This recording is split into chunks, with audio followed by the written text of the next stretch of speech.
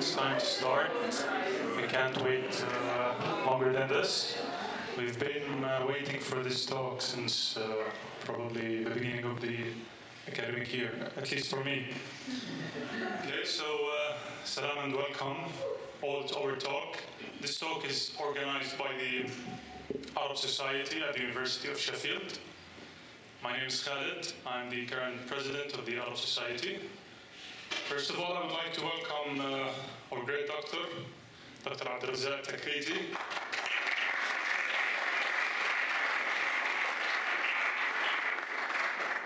Who was really very generous and modest to accept our invitation to come and enlighten us about this highly interesting and critical and very controversial topic entitled Orientalism and Anti-Arab Racism between past and present. We are very delighted to have you, sir. Before we start, and if you allow me, we have two announcements we would like to make. The first one is by me.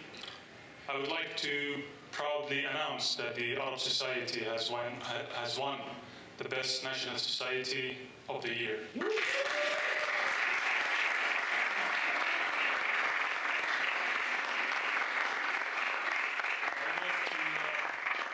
To take this opportunity to thank the Society, the committee, the active members, the inactive members,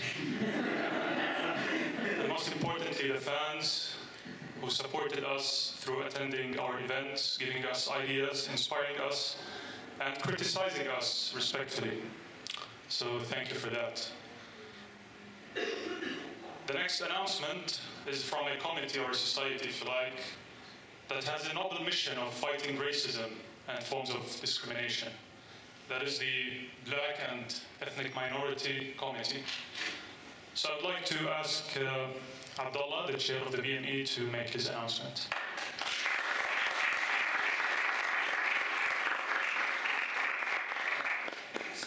First of all, I'd like to thank Khalid for giving me this platform to talk to you very briefly about a very important issue to you all today. Secondly, I'd like to thank Dr. Abdel Razzak Takriti for talking about an issue of paramount pertinence to all of us here today and in today's society as well. And thirdly, I would like to extend my congratulations to the Arab Soc for the epic win last night at the Activities Award. You've done tremendous work this year, well done. For those who do not know who I am, I'm Abdullah. I am the chair of the new BME committee at the university. Our aims and objectives are, we are here to support BME students at this university. We will also seek to eliminate all forms of racism, ignorance and intolerance at the university. The reason why I want to talk to you today is that we need your active support and your participation in all the events coming up this academic year. And basically it's going to be a fantastic year, a very great year for BME students. And we want your support, your devotion, your commitment. So please join us on Facebook, follow us on Twitter, talk to us, we're a friendly bunch. But yeah, please join, get involved. Thank you very much.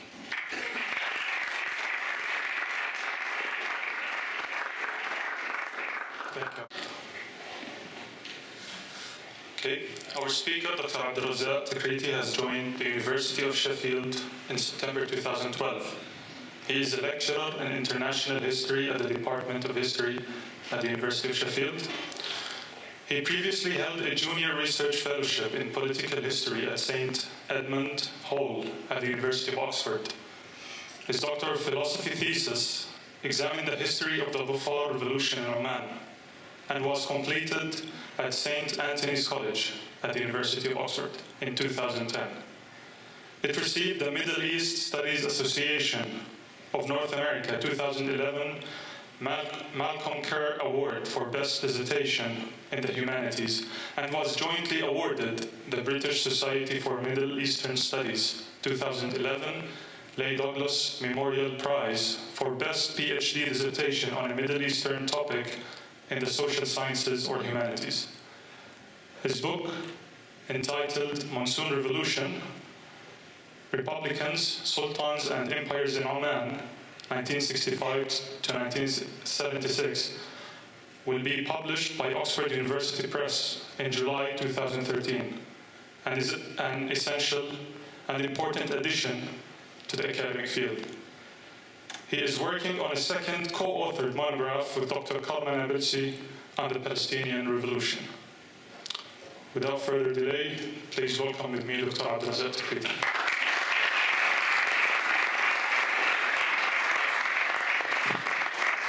Thank you very much, Khaled. I'm particularly happy because, we dropped this caffeine source. I'm delighted, not least, because we finally got to a situation where you call me sir. Just for those of you who don't know, Khaled is sounding very formal, but we're actually close buddies. So, he's a very modest person, and I thank him very much for this invitation. And I think it's a great achievement on the part of the Arab Cultural Society at the University of Sheffield to win this award. It's a tremendous achievement, and I think it's the first time in the history of the university that this award is won by the Arab Society. So congratulations again. Now, let's talk a little bit about the question of Orientalism, since that's what we're here for, other than exchanging congratulations and niceties. I think, and to quote one of Edward Said's favorite quotes, matters must derive from their beginnings. Yeah? So I think we should try to understand where the theory of Orientalism came from, why did it come about, and what does it tell us about anti-Arab racism and how it can be confronted. And if we want to really think about this question, the first step we have to take is to think about the registry of images that relate to the Arab world and to the Muslim world in general in European societies. You often think of images of lust. That's one category of images. You associate the region with harems. You associate the region with elaborate baths. You associate the region with the forms of sexualized desire that were heavily repressed, certainly in 19th century Victorian Europe. So you find this whole registry of images about belly dancing, about snake charmers, about the exotic, the sumptuous, the absolutely physical realm. But it's almost animalistic in its form. It is like something unrestrained about the form of desire that you find in this imagery. So anyone who visits a big museum, you go to the Musée d'Orsay in Paris, for example, you find dozens and dozens of paintings that have these kind of themes. Yeah? Naked people, either young boys or voluptuous women, sitting around while you have a row of men watching them. This is a very common theme depicted in Orientalist imagery. You have lots of images of crazy warriors. That's another category. Yeah. So one category is lust. The other one that we find very commonly is that of violence, bloodthirstiness. Those who seek to conquer and usurp and take over. In other words, those barbarian hordes that form a threat to us. That's a very common theme that we find as well, yeah? It's the second aspect that is present, and you find it in a lot of images, in a lot of depictions. The idea of the hordes that are sitting there, that are ready to jump at us at any given moment, is there. And this was a very ancient idea, of course. Yeah. There's other ideas that are more sophisticated. This is just on the level of imagery. When it came to economic theories in the 19th century and certainly before that, you had a whole range of notions concerning the stagnancy of the Orient. The fact that this is a part of the world that does not develop. It's always been the same, and it'll always be the same. There's, in fact, an Oriental mode of production that doesn't change, yeah? And it's been like that since the first early civilizations were formed. So there's a recognition that, civilization was born there. But things have pretty much been the same since then. You can go back to Pharaonic times, to biblical times, to Mesopotamian times. Same people who are there now, and they're doing exactly the same sort of things. Being the lazy, unproductive lot that they are. Yeah? On the political level, we have another set of images. So we've just looked at 3 levels now. We've looked at the sexual level. We've looked at the level of warfare, the martial level, we can call it.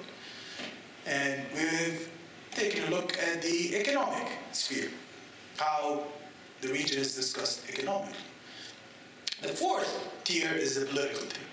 And there were very elaborate theories that had developed around the question of Oriental despotism.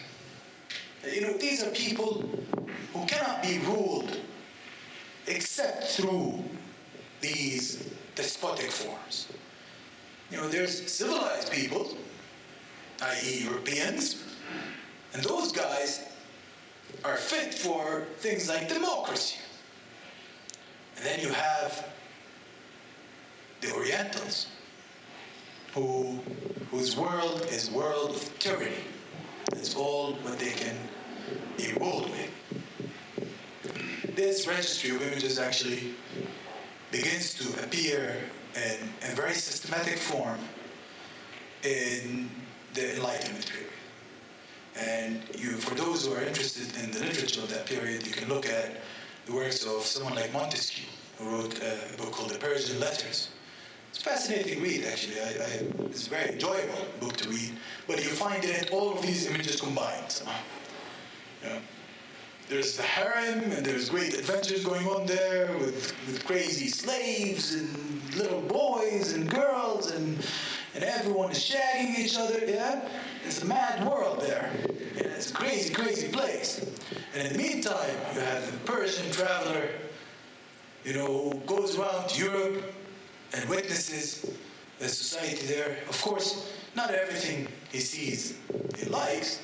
In fact, the book is supposed to be a critique of European absolutist systems of that period. But it does that critique by means of juxtaposing civilized Europe with the uncivilized, crazy world that is the Orient. Yeah? It's a lovely world because it's exotic. It's a world that's exciting. It's a world that people dreamt of visiting. Yeah? Because, who doesn't love sex, violence, and hardcore music? Yeah? It's like that kind of thing is attractive. But at the end of the day, it's actually inferior. It's there to be contained. Because if it's left on its own to confront the civilized world, it will eat it up with its violence. That sort of imagery had a remarkable endurance. In fact, we see it in Hollywood movies up to this very day. It's not like something that has withered away. And in fact, I think we have a clip. I don't know, Khalid, have you managed to load it, or is it this one? Start here? Or start in the beginning? Okay. This might have an action movie that isn't real.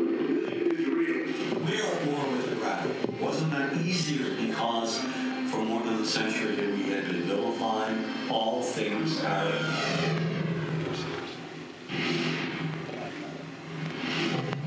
When we think of Arabs, what do we see? What images come to mind?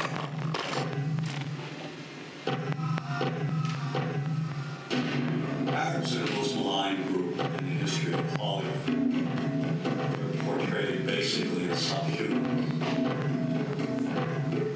We feel that Arabs are not like us. We're not like anyone else. Then let's kill them all. Then they deserve to die, right?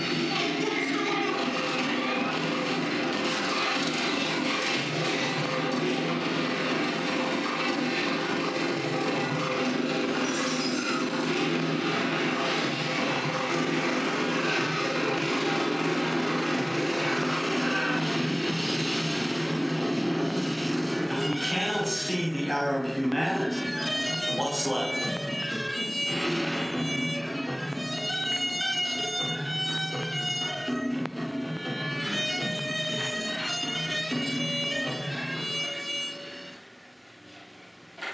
So, these sort of images, this gives you a sense.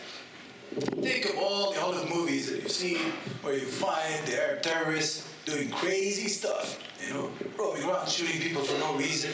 Think of Back to the Future, the Libyans sitting around there in their, in that insane Volkswagen, I think, minivan or whatever, just shouting incomprehensible things and shooting around with their Kalashnikov. And guess what? They're bad shooters even. They're not even good at that. So, Arab is an impossible being, Said says, that has so much desire, but also is always frustrated in that act. So it's like, it combines both. There is the violence, but it comes with being ineffective. One G.I. Joe can kill 100 of them. Yeah? And the same thing goes for every other sphere. These images have confronted us for a long time. Nowadays, we have a language for dealing with them. We have a way of addressing them. If we see a movie like that, we can be like, guess what? This is an Orientalist film. Yeah? This is a film that posits two types of people.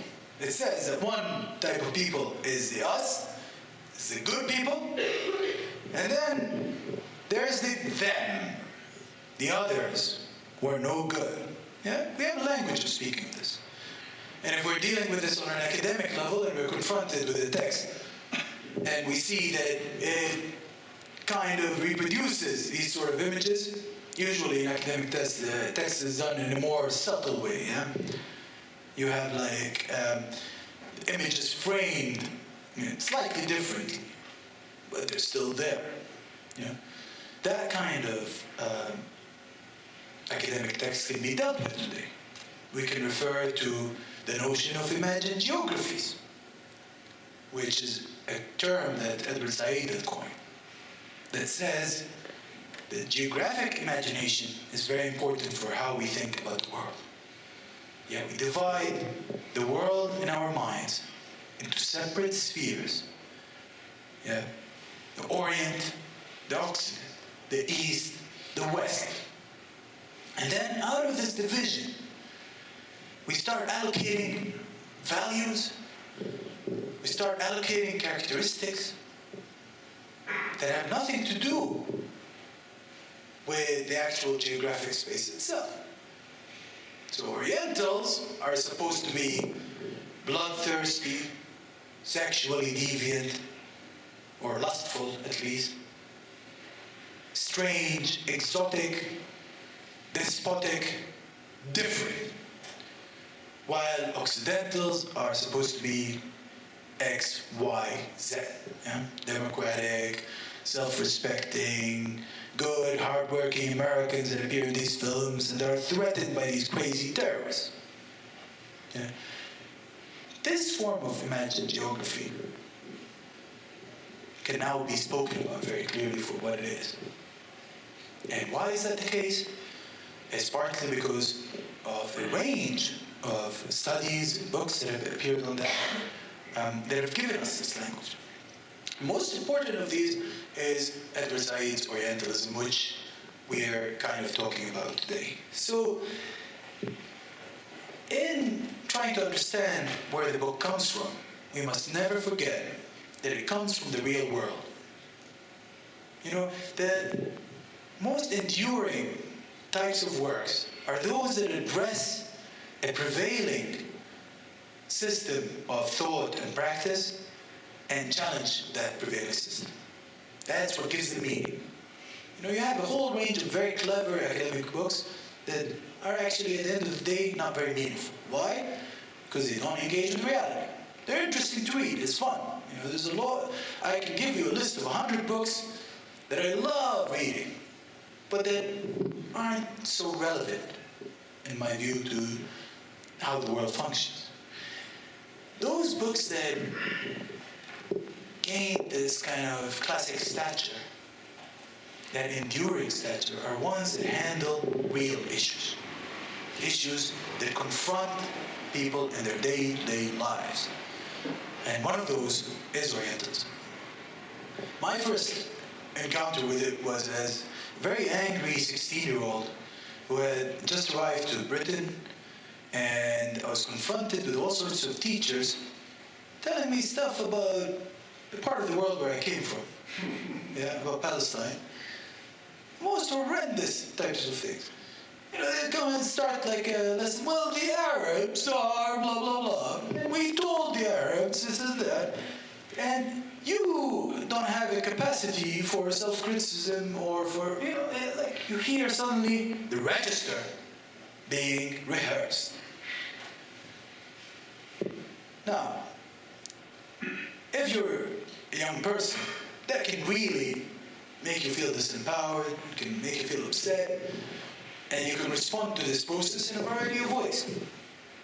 The usual response is something that one of the great theorists of anti-colonialism, Frantz Fanon, talked about in another classic work that is relevant to our theme today, The Wretched of the Earth. It's called nativism. And this is something that he was talking about in an African context and in an Arab context. He was saying a lot of people, when they're confronted with this sort of thing, what do? They suddenly say, well, guess what? I'm going to reject everything that has to do with these people uttering these sentences. In fact, I'm going to go back to my roots, take shelter in my own culture, and leave that crowd to do whatever the hell they want, because I cannot communicate with them. They alienate me. They make life difficult for me. You know, you're randomly coming to a classroom, and somebody suddenly is uttering a whole range of seriously aggressive stuff at you that you've got nothing to do with, you know. You know, you're just like a kid that reads a lot about your region and area, for example, or that doesn't care about anything that's going on in it, or that is interested in other parts of the world, and you come in, you're told who you are already, because guess what? The teacher knows who you are, even without knowing you. They have the register, this Orientalist imagery that is built up over decades and centuries already there. They don't need to get to know you personally because they figured you out even before you've come to their class. Everyone who comes from an Arab or Muslim or formerly colonized background, whether in Africa or Asia or Latin America, knows this experience. That's the experience that Orientalism was speaking about. It's that registry of images. It's that thing that pins you down. It's all directed at emphasizing differences between people rather than allowing us to understand that, yes, there are differences between people, but that's something to be celebrated. It's not something to be treated in this way. And it's not The idea of difference does not mean superiority and inferiority. Yeah? We should not connect it to a notion that someone is better than someone else, yeah? Which is inherent in Orientalism. Now, Said, the most telling line in his book on Orientalism is one where he says that his main issue with Orientalism is that it's anti-human. Yeah. You know, that sounds like a random statement. It's anti-human. Okay, so what does that mean? What it means is that by dividing the world into these preset categories, it does not allow us for the possibility of thinking of the world in humanist terms. Yeah? In universal terms that treat us all as equals. Yeah, all we could think about is what the Orientals do and how we Westerners are so superior to them. Now,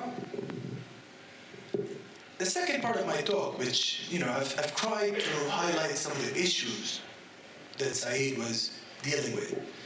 But there's greater specificity here. There's a specific context out of which actually Orientalism was written, and that can only be traced in biographical terms.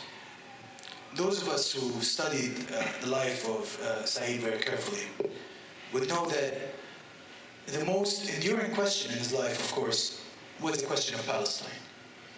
And his experience as a Palestinian who was dispossessed in 1948 made a huge impact on him and left him with a scar that he was never able to fully recover from.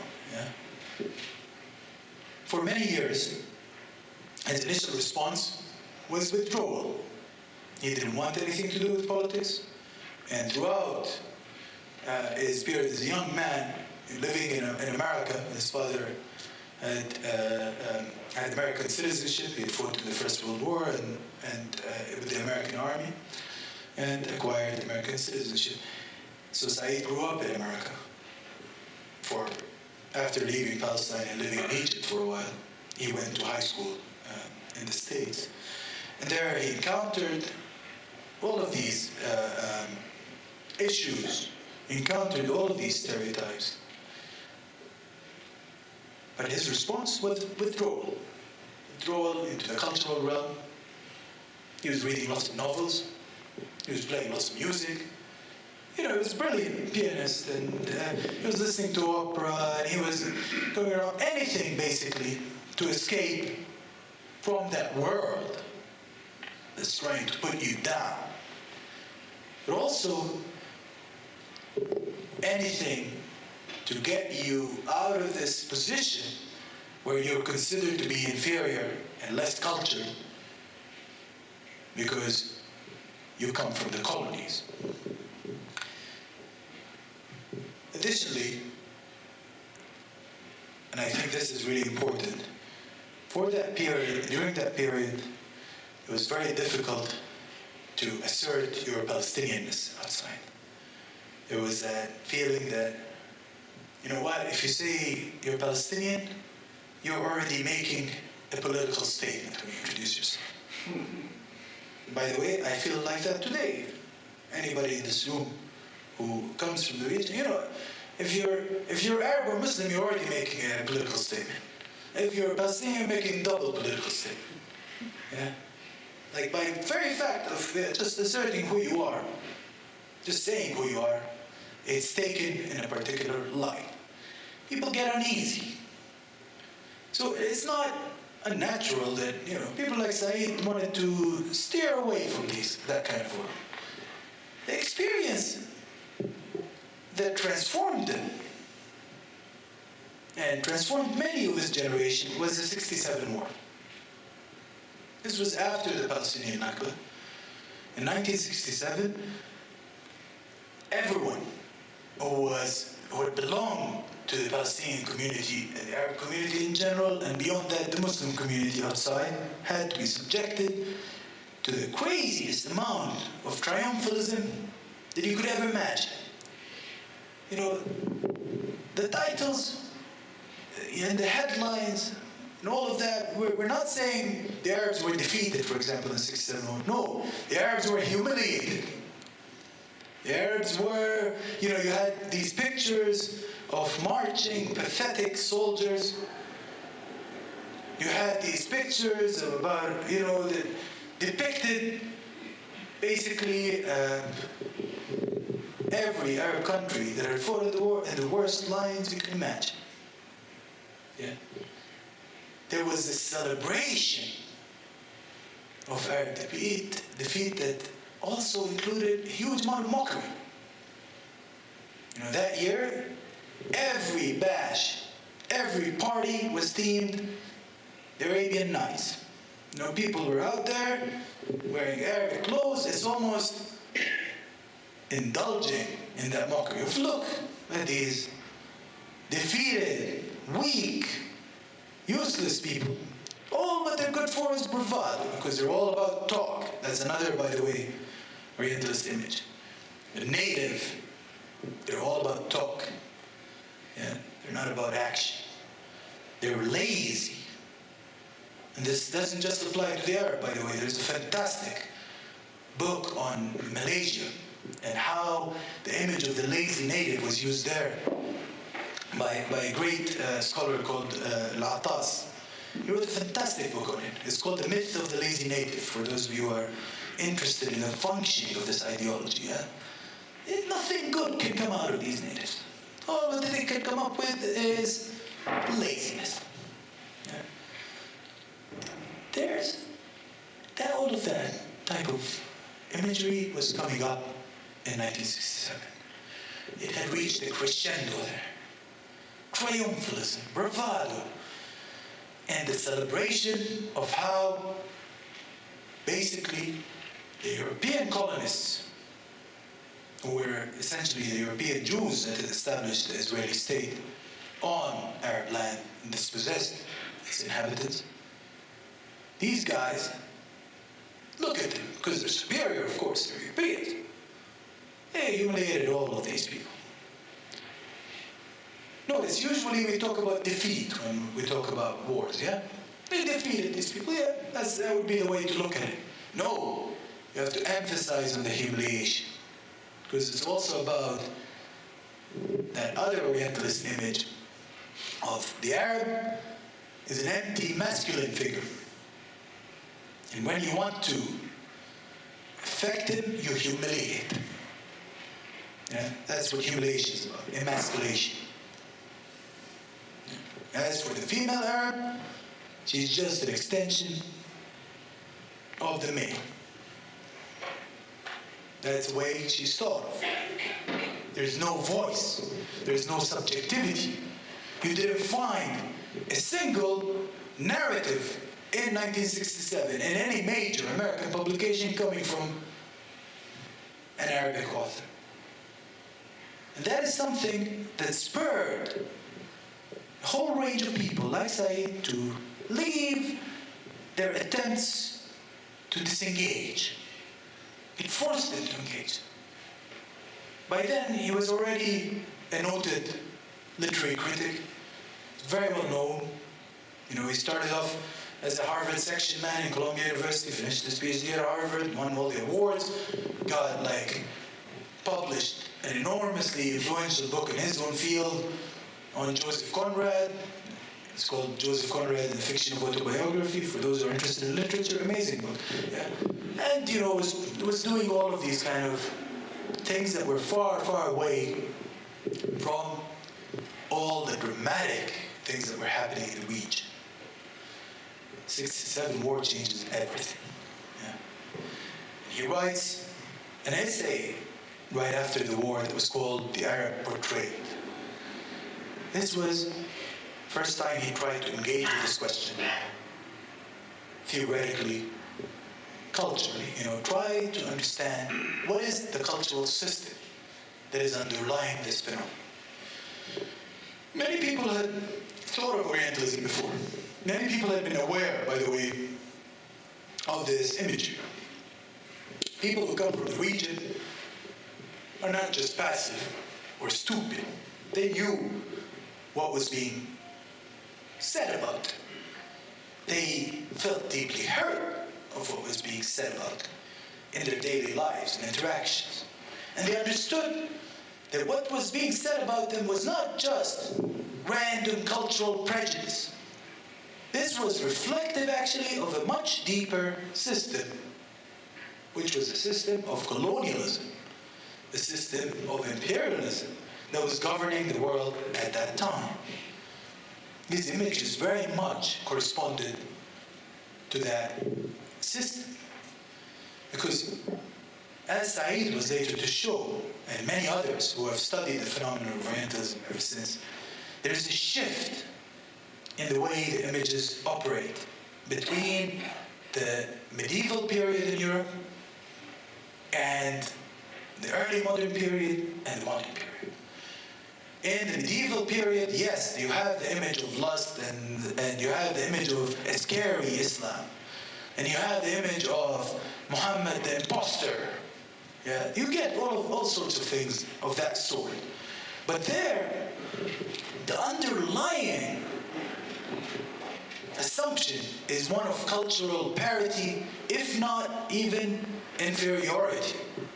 There's a feeling that you don't find that kind of superior, arrogant element that you find in latter forms of Orientalism. Here, there's this understanding that Islamic world is a force to be contented with. You know, it's a big force. It's a major presence. In fact, some of the images are one of genuine fear because there's a serious military clash going on in multiple spheres. Yeah. So this was a different sort of imagery. As we get to the later stages of the early modern period, and definitely when we get to the colonial age, the high colonial age of the 19th century, and the early 20th, we start seeing different set of images. That's when the region becomes inferior. That's when it becomes treated as inferior. Yeah? And that corresponds to the relations that existed between Europe and that part of the world. It was a relation whereby Europe materially subjugated that part of the world, controlled it directly. And that legacy of that relationship has not finished. It's not over yet. It didn't stop after independence. Americans filled in the shoes of the European states to many extent. They exert a huge amount of influence over the region. They can speak about any affair in the region, and they have presence in it. It's direct. Yeah. They have bases there. They have troops there. They have control there. That produces a particular type of relationship of insubordination and control, of hegemony and oppression. Yeah. That dynamic produces also its own set of images. Yeah. Now, Said was very aware of this, and many others were very aware of this. And some wrote about it, and some wrote about the transformation actually in Orientalism. There was a very important Egyptian sociologist called Abdel Razzak, who as early as 1963 wrote about how problematic Orientalism was. And here he was talking about Orientalism as an academic discipline. You know, he wasn't talking about the whole set of imagery that we just spoke about, because there's different types of Orientalism. You know, there's Orientalism that you find in your newspaper when you pick it up. Oh, these Arabs or whatever, that kind of talk. Daily Mail talk, yeah? That kind of talk is one variety of Orientalism. That's like pop Orientalism. Then you have the, the fancy schmancy academic Orientalism.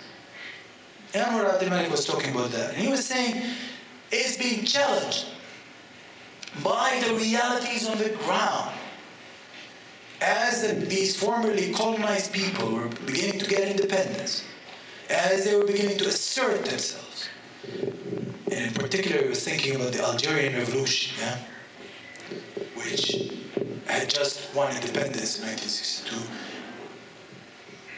The Orientalist scholars are in crisis because their categories can no longer function.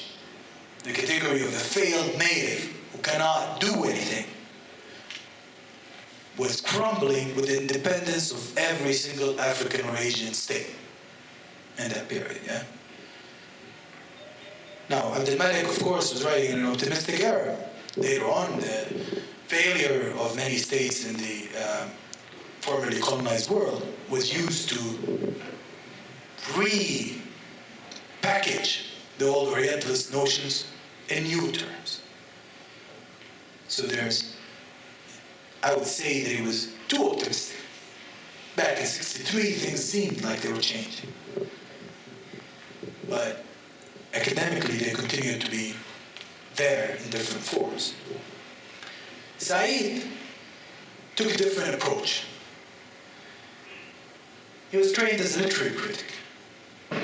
So he was very much attuned to questions of culture. And he developed a general theory of imperialism that related to the question of Orientalism. He situates it as not just a question of people having stereotypes. No, this is about actually understanding a very important factor in the world around us, the domination of some people over others.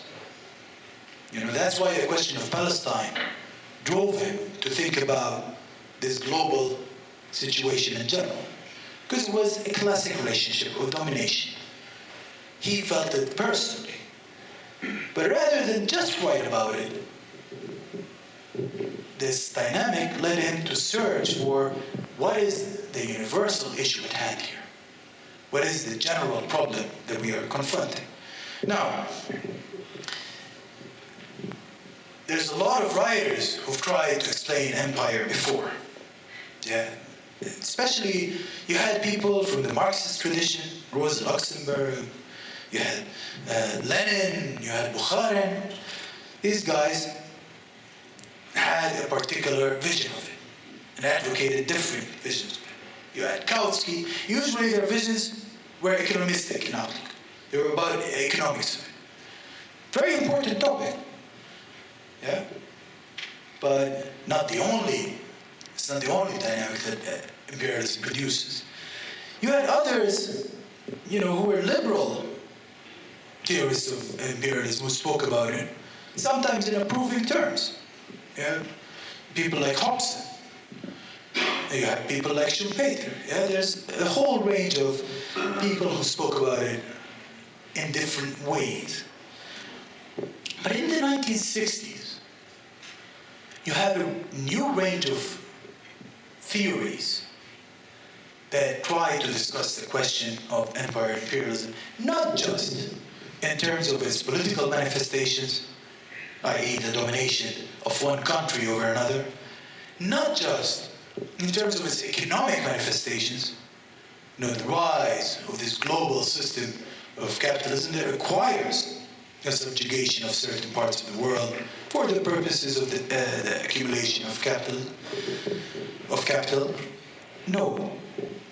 There was another dimension that was being spoken about in the 1960s, which is that of cultural domination. This became very important in this period. To that category belong people like Fanon, people like C.L.R. James, who was a celebrated Caribbean author. He wrote, as early as 1938, he wrote a fantastic book called The Black Jacobins. It's about the Haitian Revolution. And by the way, up to this very day, I think, as a scholar of revolutions myself, it's my favorite book of all time on revolution. If somebody wants to ask me, what's your favorite book on revolution? I don't mention the famous books on the French Revolution or the famous books on the Russian Revolution or any of that, although there are great books on those revolutions. No, there's something really special about C.L.R. James's book on the Haitian Revolution. Because that's about, through telling that story, he almost tells the story of the colonized world as a whole. It's a remarkable story. One of the most dramatic books of all time. Anyways, those kind of texts were forwarding a cultural explanation of imperial dynamics. And it wasn't excluding the economic sphere. It wasn't saying it's not important. It wasn't denying the political sphere. But it was saying there's something missing when we don't talk about the language that allows for this economic exploitation to take place without us even thinking about it twice. The images that enable us to go and bomb a place, destroy it, and not fringe. Yeah, it's very interesting. Political domination cannot be sustained without this sort of range of images. Because guess what? People in Europe, people in America, they're human beings too. They're not heartless beasts. If they knew, for example, that the American war in Iraq required the destruction of the country, the killing of hundreds of thousands of people, they knew the individual stories of every Iraqi mother that had to suffer through it, or every Iraqi father, or every Iraqi child, or the people as a whole, what they had to suffer through. They're not going to be too happy with it.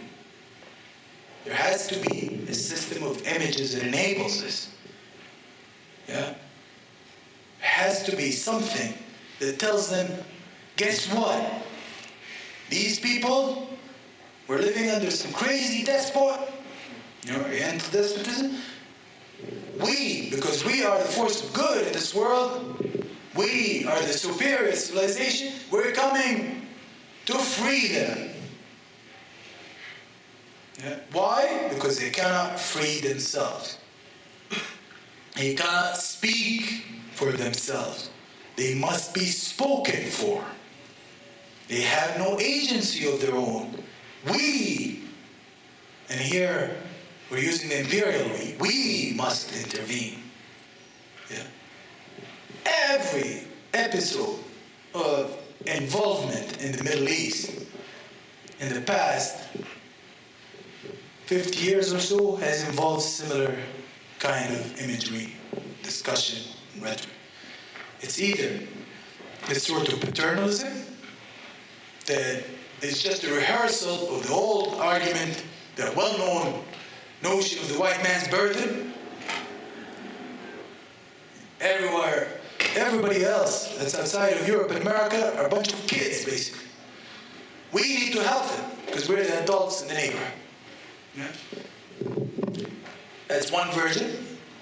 Or you have the other version, which is the world is an evil place filled with scary people. Let's protect ourselves against them and let's do preemptive strikes to destroy them and nip their violence and evil and terrorism in the bud. That's the other sort of approach. Yeah.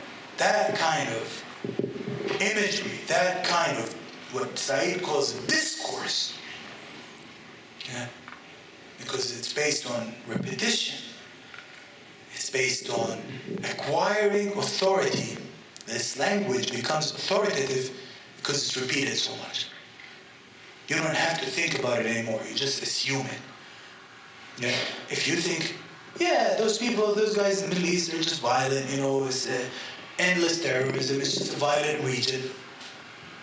It's not very difficult to make that statement because it's been repeated so much that it's acquired authority. It's quite interesting. A book from the 1970s, reproducing those images, being used for people to practice it in Iraq. And one of the main themes in the Arab mind is that if you want to control the Arab, you control them through sexuality. Because they get easily humiliated. They're obsessed with sexuality, so the main thing is to, if you want to humiliate them, you violate their bodies. That's why in Abu Ghraib, the torture tactics that were used derive from that theory. It's, you put the prisoners in humiliating sexual positions, you pile them on top of each other. Because, the Arabs are particularly sensitive to that. If it was up to you here, you wouldn't be that upset. Yeah? It's like an interesting way of viewing the world. But anyways, that stuff doesn't happen in avant-garde circles anymore. If you say this, people will be like, oh, you're so, you're so uncultured. Somebody that does that. It's not fancy anymore to do that kind of thing. It's not acceptable in New York salons to be talking that way, yeah? Not when you're sitting on your ergonomically designed seat and sipping champagne, yeah? But if we're talking about the policy institutes, and there's thousands of them that mushroomed over the past while, they all speak this language. If you talk about military planners, they all use this language. If you talk about counterinsurgency experts, they're all indulging in this. And in the popular media, it's gone much worse.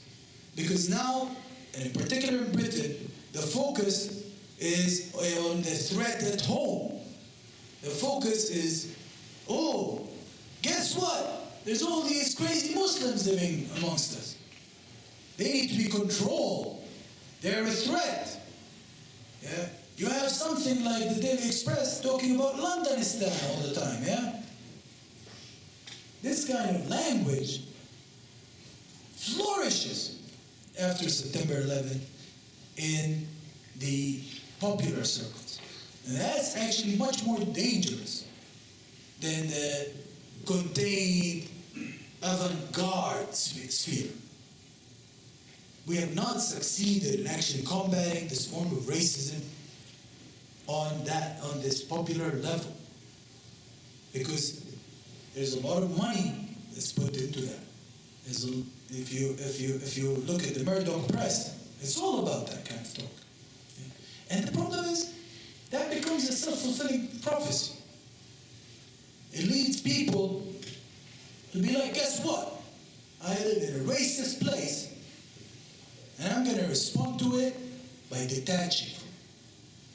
Yeah? And in some ways, it's a legitimate response. Although, for anyone who thinks along these lines, I would advise them to actually take a much more productive line, i.e., combat colonialism. Don't detach from it and turn to natives. No, combat, decolonize. Read your Fanon and read your Said. Empower yourself with these concepts. So that when someone says some racist thing at you, you don't get angry. No, you take them down on the spot. You take your pleasure actually in confronting them, and fighting the good fight. Yeah? And I think that's really important, and it's an empowering thing for people. Something, and I often say this, in feminist theory, one of the main and most important things in it was the notion that you have to make what's familiar strange, and what's strange to be familiar.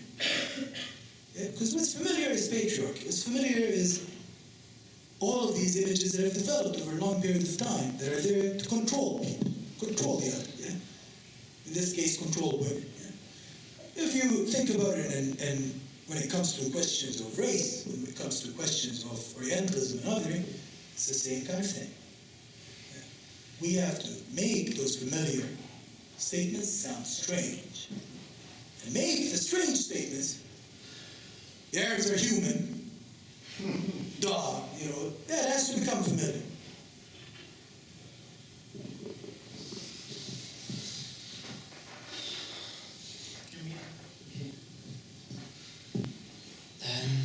There's a quote or a belief system that there's no smoke without fire. So my question to you is in two parts. One, how did the people of the Orient contribute to this belief system and framework? And two, to what extent was this extrapolated, exploited, manipulated against them? Look, I think the first thing to do is to engage a little bit with it. The problem is I didn't get a chance to go into the theory, really. If there's one problem with this talk, is that we didn't really talk about what the theory is. Yeah? Because we're trying to explain the context of the theory, what it's handling, what it's dealing with, and what are the sort of images that persist to this very day. Yeah? But if you want to really engage with this question that you just posed, the first step you take is to reject the view that there is any such thing as an Orient in the first place. There is no such thing as the Orient. Okay? There is no such thing as any geographic space that can be reduced to a set of clear and distinct characteristics. It doesn't exist. In the same way, by the way, there is no such thing as an Occident. This so-called West is a myth. Yeah, you meet all sorts of people in the West. They're very different type of people. You know, it's like, what, everyone in Britain is the same? You know, we're in the People's Republic of Yorkshire here. Yeah, we're quite different than other parts of England, aren't we? Yeah, we have our own outlook on things. So what? You know, it's like there's the idea that you can reduce parts of the world to a common set of characteristics and be like, there's no smoke, you know, there's no fire without smoke. It doesn't make sense to me. Now, of course, there's such a thing, for example, as violence in the world. Why not call it violence in the world, rather than say the Arabs are violent? It's the Arabs' business that's no good. It's just as bad as saying, as attaching this notion to any other people. You know, it has to be rejected. It's rejected on a universal level. It's not that complicated of an idea. Now, Orientalism doesn't describe the world. No, it's a system that's self-referential. It's not like these guys go and spend an incredible amount of time in trying to understand the nuances of Arab culture or African culture or Indian culture. No. These guys, they have a set of books that they keep referring to. And each writer refers to the other, and then the other refers to them, and it becomes a self-referential system. So you create a world of images and supposed truths that are actually detached from reality on the ground. Now, is there reality in the total sense? No. There's multiple realities, of course, on the ground. But these guys don't even try to engage with these realities. They're writing about things from an abstract perspective to serve projects that undermine the other. Murdoch papers, do you think when they're talking about Somali immigrants, the way they talk, you know, the other day I picked a paper, I can't remember when,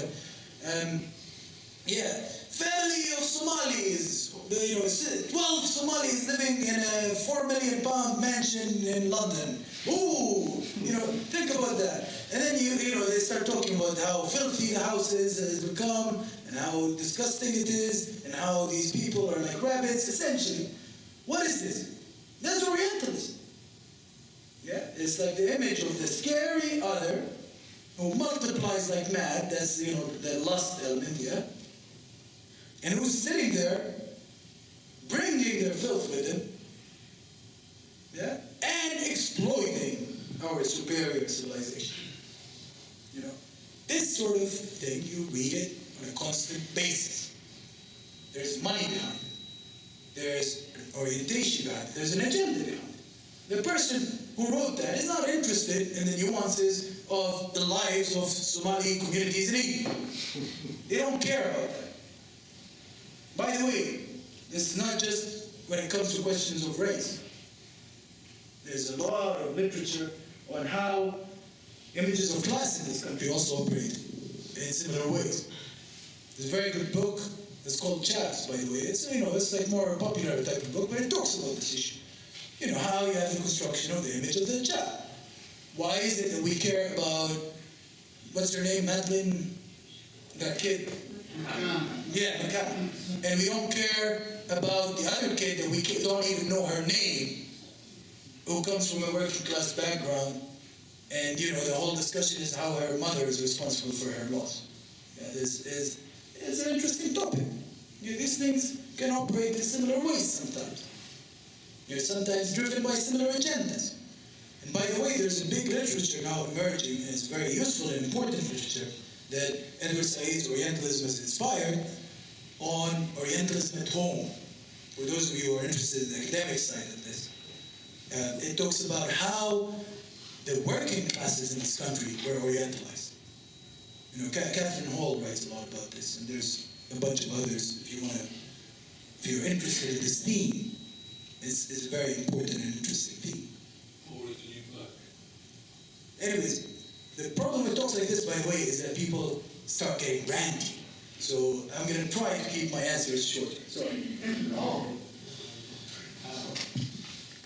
Hi, I'm just wanted to confirm this slightly different issues. I'm Iranian, so I've spent about 16 years of my life in Iran. And during the last 10 years, I've seen a lot of obviously we've got a dictatorship with power. So a lot of people inside Iran, we don't trust the media from Iran. But then on the other hand, you get a lot of propaganda sponsored by especially America.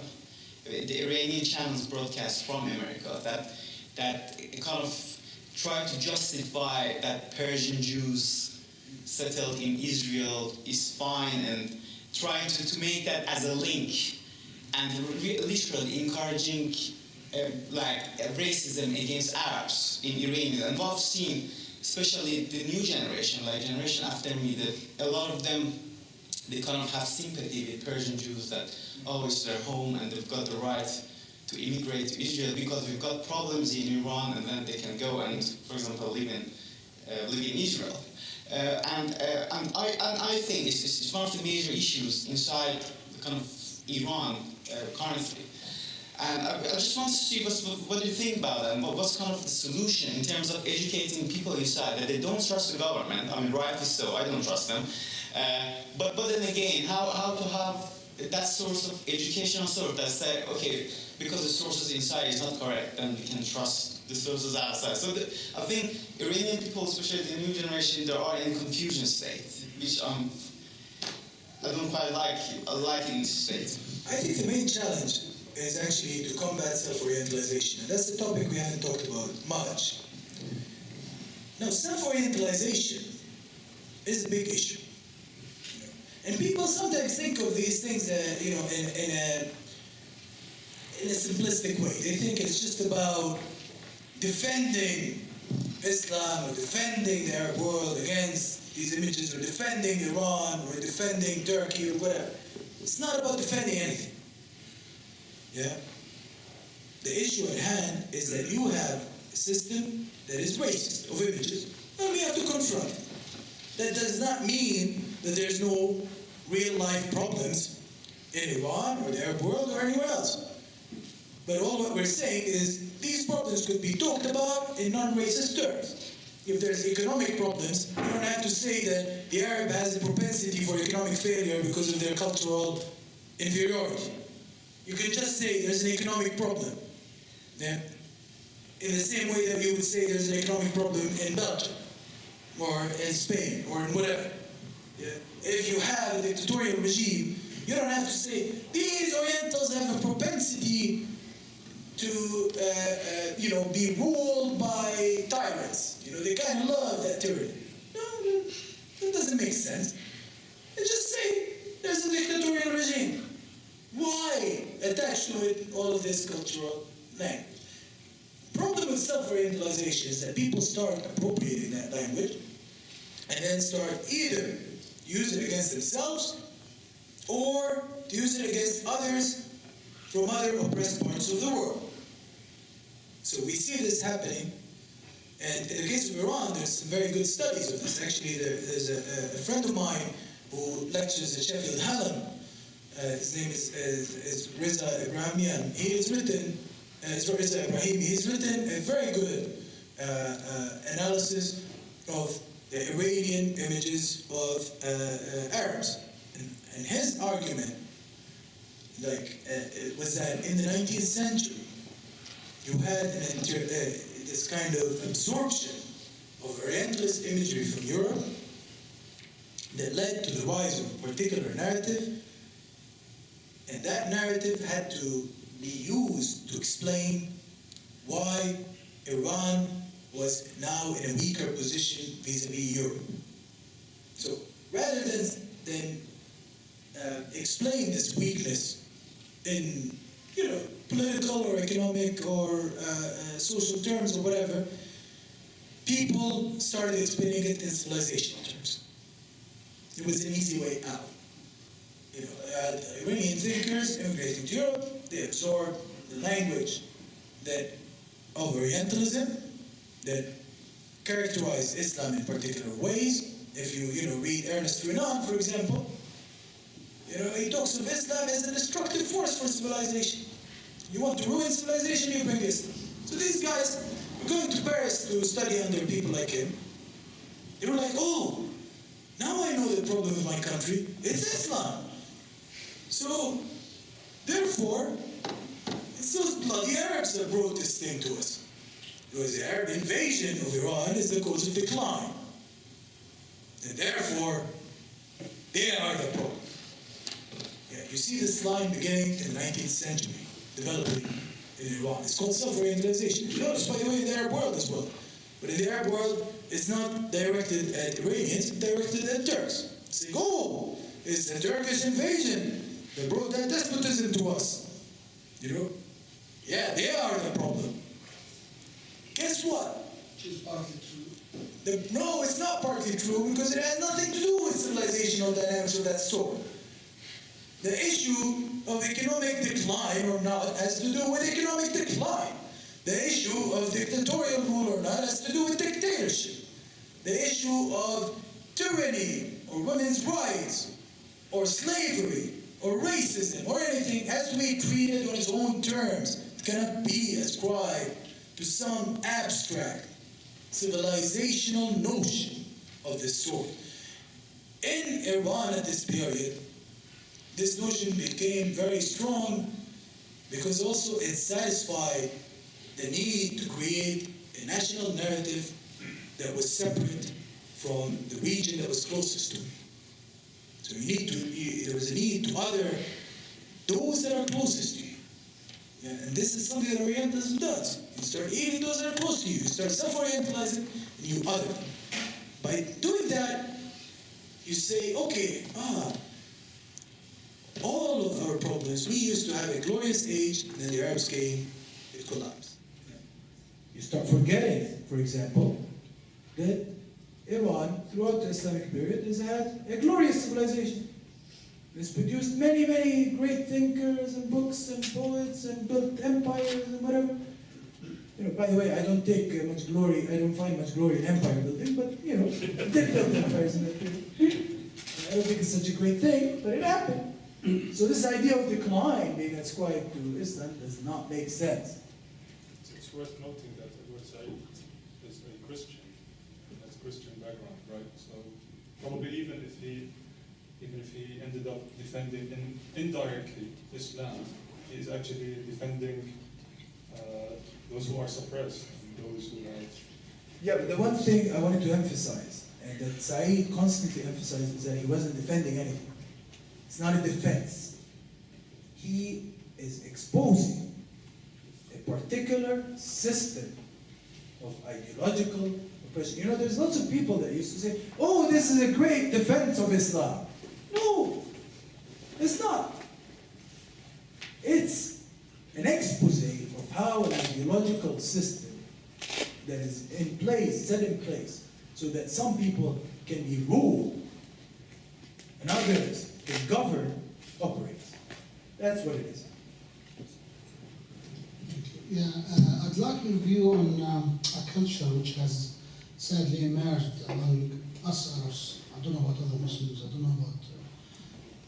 and this is the culture of self-flagellation, a culture that is now so common that Arabs keep saying about themselves that we are lazy, we are liars, we are hypocritical, we are non-productive, which is not true. I mean, it's just there. It's just this level of disbelief in ourselves and disbelief in our culture and community is so massive. Is this related in any way or shape to long decades of Orientalism?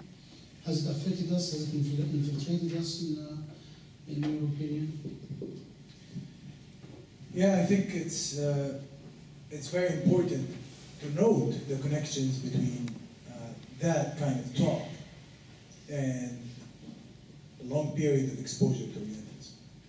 And I think that you can see certain themes being repeated in that talk that have to do with Orientalism.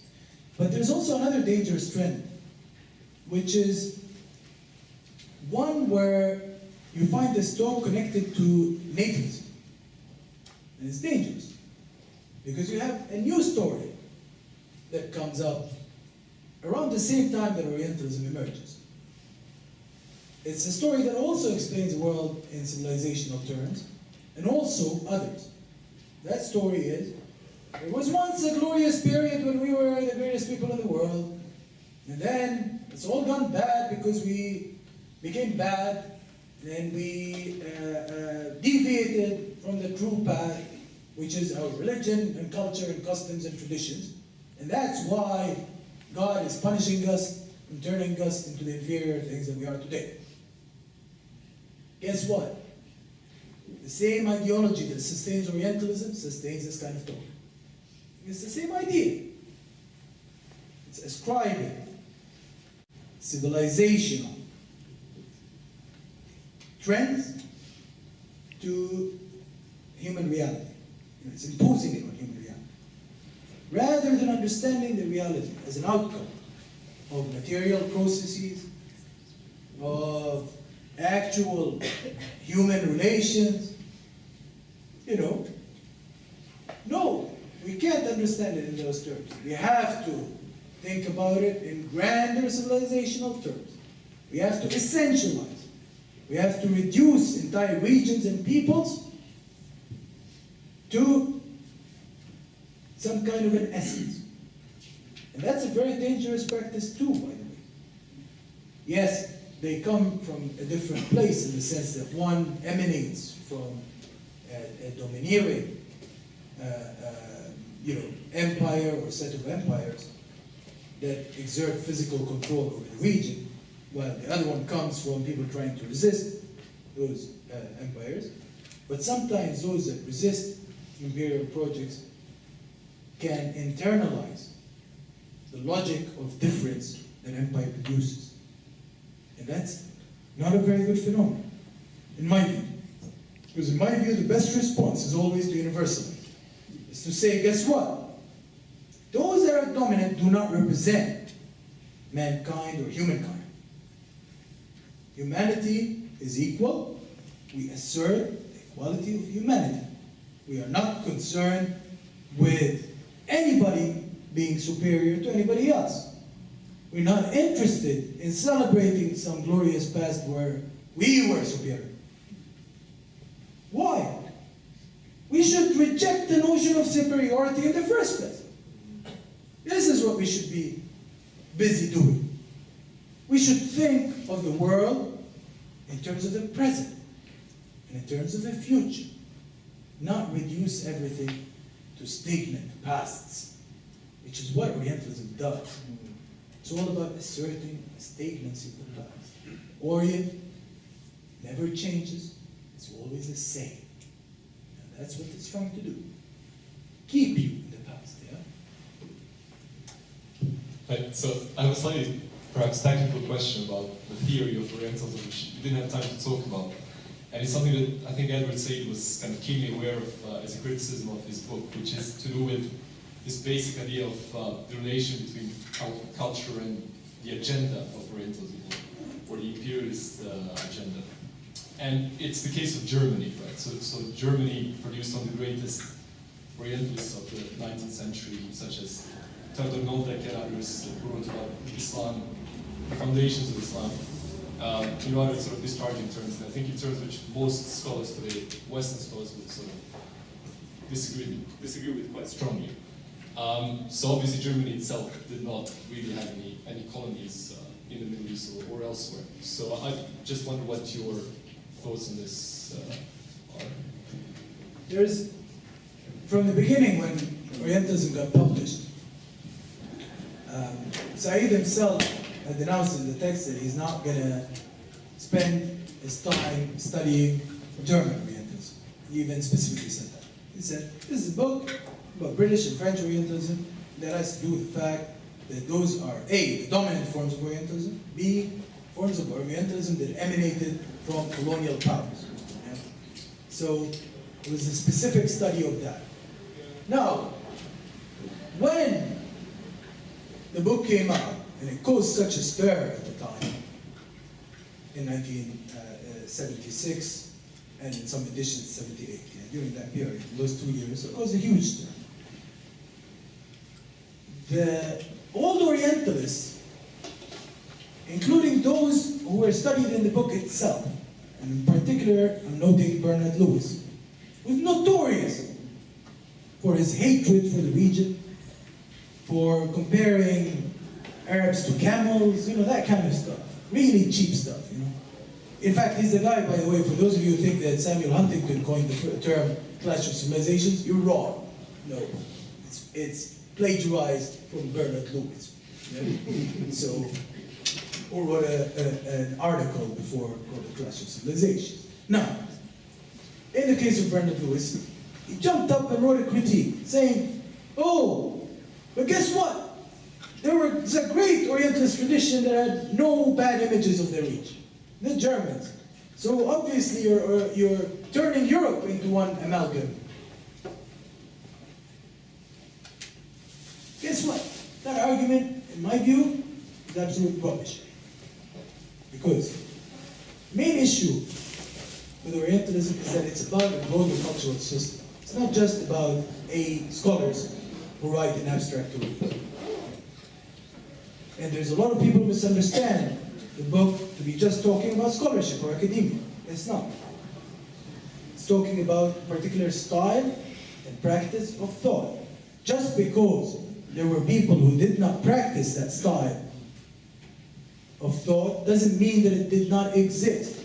In the same way that just as not everyone in Europe is racist, doesn't mean that everyone is not racist. You can always point out some scholars who are not racist.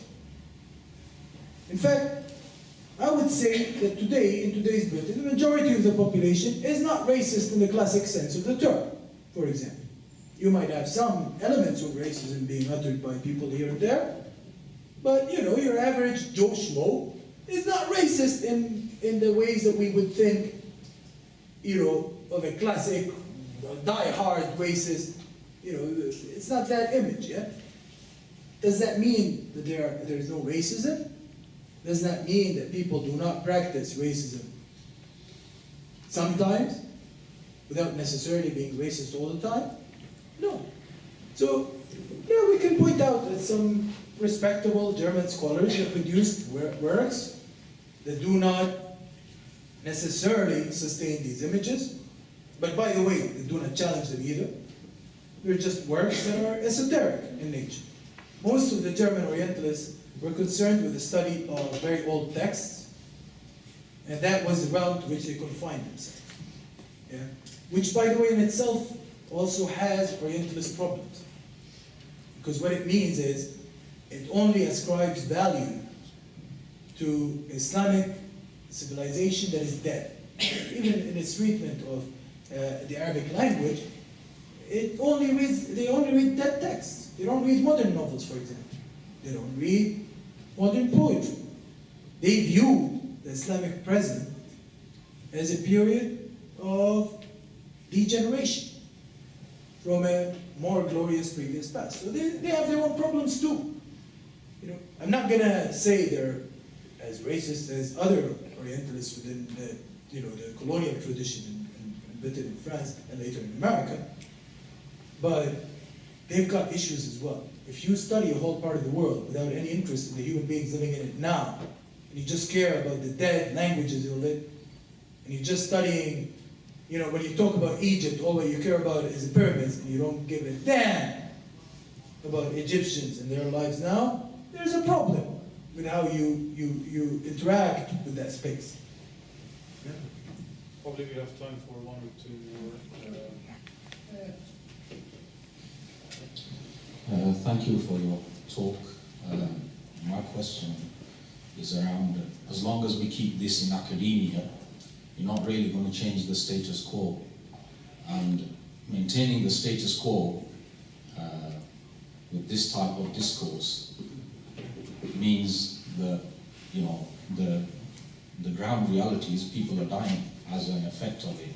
So for example, the factory collapse in Bangladesh, you know, those people, the discourse says it's enough for them to live on $2 a day, providing I can get cheap clothes from Primark in Meadowhall. You know, you gave an example earlier on to say, well, if somebody, you know, abuses you, you know, it's better to have a discourse. That's okay sitting in this university, yeah? But when I was growing up here in the 1970s, you can have a discourse with 200 skinheads, you know, with baseball bats trying to kill you, yeah? And in the UK, people think there's just this panacea of the, you know, benevolence of the British government that we've got race laws. Actually, it's not. If it wasn't for my brothers from the Afro-Caribbean, we'd probably still be, you know, in the 50s and 60s when my father came here, we used to have signs, no blacks, no dogs, no Irish allowed in houses. So it was only through the struggle of people by forming political movements. Yes, some of them had to resort to physical. You know, when you have 200 people attacking you, you can't say, hold on, man, you've got it wrong there, you don't understand racism. Let's have a discourse, yeah? So what I'm saying is to stop what most of us, like you're saying, if we move towards the human aspect, then we really need to have a political movement to stop the sharp end of this type of discourse. Otherwise, we live in a different reality. And we can say, yes, among the scholars, there's less of this type of thinking. But the ground reality, as you mentioned, the policymakers, that's what's really impacting on the ground. I mean, I agree 100%. I think that, you know, the realm of scholarship and theory and so on is important because it's a place where, you know, people interact with ideas. But guess what? It's not enough. And it's not even that substantial of a challenge. Because these ideas have now been challenged in that world, in many ways. And there is enough people fighting for them in that world. But the problem is the translation on the ground. And all what I can say is that racism has to be confronted by social movements, as you said. It has to be confronted politically. People have to mobilize against it. It doesn't just wither away. But I think that the best challenges to Orientalism, for example, occur in terms of people who engage in solidarity movements. That's the best response to Orientalism. You want to confront racism? You stand with the people who are being bombed, or are being shot at, or are being oppressed. Yeah? So I think it's really important. Then you have another type of Orientalism, which is Orientalism at home here, that has to be dealt with through anti-racist organizations or parties that are geared towards challenging this order or whatever. Any form of collective mobilization matters in this kind of battle. And yeah, I mean, I agree sometimes it can take physical forms in localized battles. But in terms of the national debate, it cannot take, you know, physical forms because that's a national debate. You have to debate on the level of ideas. You have to contest an idea. You have to organize yourself politically. You have to be able to march on the street sometimes. Yeah, it's like it's a multi-tiered issue. Can't be thought of as just, oh, I'm just going to talk about this in academia and then it gets resolved. But at the same time, it's not bad to talk about it in academia. You know, why not? You know, it doesn't hurt.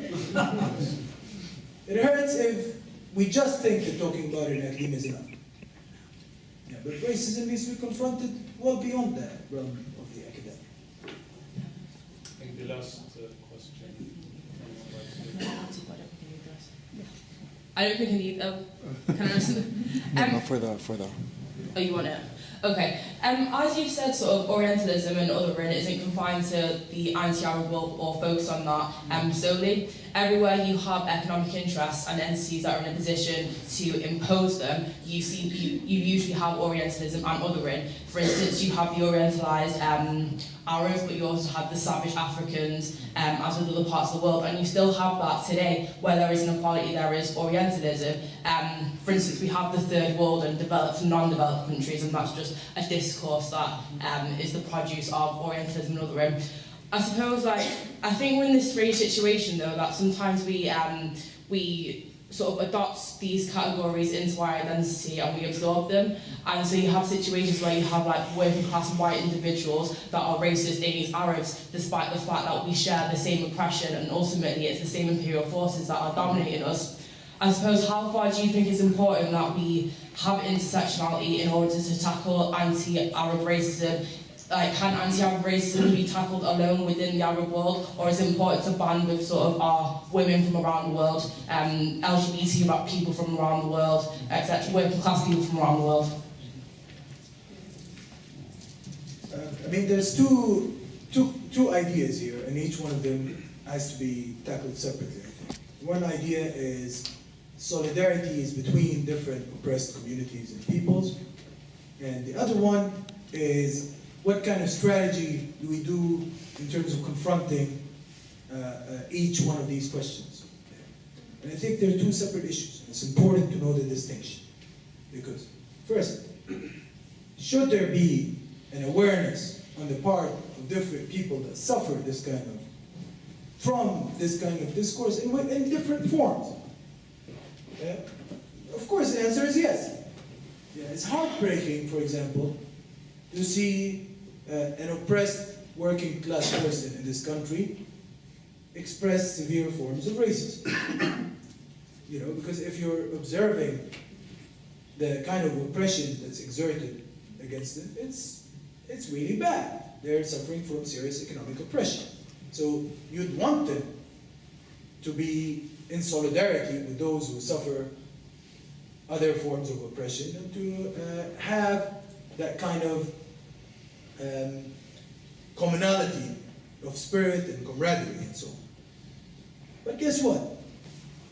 That doesn't happen without some degree of reflection, some degree of thought, some degree of thinking about these issues.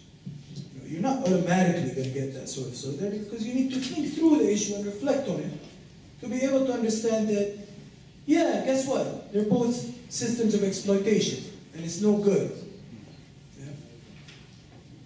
It's a complicated thing. It's easier for people to feel their own exploitation rather than connect with the types of exploitations that are felt by others. It's the immediate experience that they feel, in that case, that drives them to understand it, if they don't have reflection. If they have reflection, then they can take it beyond the immediate experience and think about what underlies that experience. It's a system of oppression. It can be experienced by other people too. Yeah. Now, that said, we should not confuse the different types of oppression because they're actually quite different. They're both, in the case of racism and economic exploitation, they're both systems of oppression. And they both can have a devastating impact on any individual or a community. But they're not the same. And what I worry about sometimes is that people sometimes try to say, oh, it's the same thing. No, it's not. It's a different thing. They're both profound, but it's not the same thing. When we say it's the same thing, we start not understanding each of these dynamics on its own ground. Racism is racism. Class oppression is class oppression. They're both bad, but they're different. There's nothing wrong with them being different. Now, you can extend the list from here till tomorrow. We can sit around and identify every oppression that happens across the world and say the same thing about it. We want people to be able to be in solidarity with each other, but we should also, out of respect for their struggles actually, understand them on their own terms. If you want to honor a struggle and respect it and identify with a person, you don't come to them and say, my experience is exactly the same as yours, because it's not. It's not true. But you can come and say, guess what? My experience is bad, your experience is bad. This world kind of sucks for the both of us. Let's try to make it a better place. That's not a bad idea. So I think that should be the type of approach we take in dealing with these issues. Even when we talk about varieties of Orientalism, the specific images that are used against the Arab world and against the Islamic world are slightly different than those used against the African continent and against China, for example. In the case of China, there's all this talk of, oh, the yellow hordes, blah, blah, blah, etc., etc. There's a different registry. It's important to treat it on its own terms. That's not to suggest that similar dynamics are not at play, but it's quite a different phenomenon. Khalid has asked me to conclude. So I'm going to conclude, because this can go on, and then people get bored, I get bored, we start talking rubbish. No, seriously, I think there are several things that we talked about today that are important for how we view reality around us, how we interact with the realities around us. I don't think that the question of Orientalism is just an abstract question.